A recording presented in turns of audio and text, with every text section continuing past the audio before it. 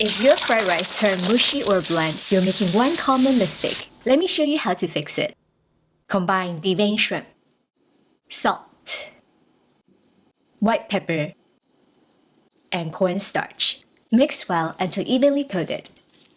Here's the tip. That thin cornstarch coating is the secret to tender, bouncy shrimp. It protects the shrimp from overcooking in high heat. Add cooking oil and mix one more time to seal in moisture. In a bowl, crack 2 eggs and lightly beat them. These are the ingredients we're using today. Drop a comment and share with me your favorite add-ins for fried rice. To make fried rice, you can either use freshly steamed rice or leftover rice from the fridge. For a softer texture, use freshly steamed rice. Use a 1:1 rice to water ratio. Slightly less water than usual. Cook using rice setting.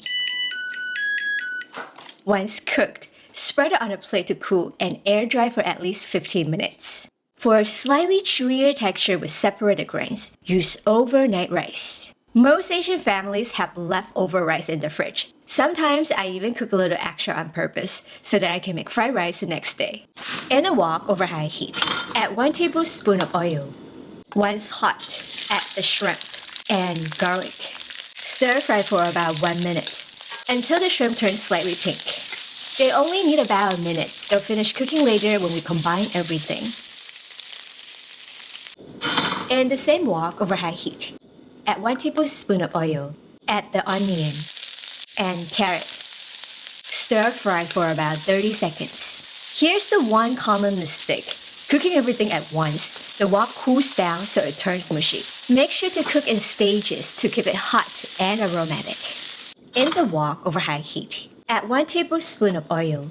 Add the eggs and stir fry until partially set. Add the rice. Stir fry for about 1 minute. Pressing and tossing to separate the grains. Season with white pepper, fish sauce, and soy sauce. Toss quickly and evenly. Return the shrimp, vegetables, and pineapple.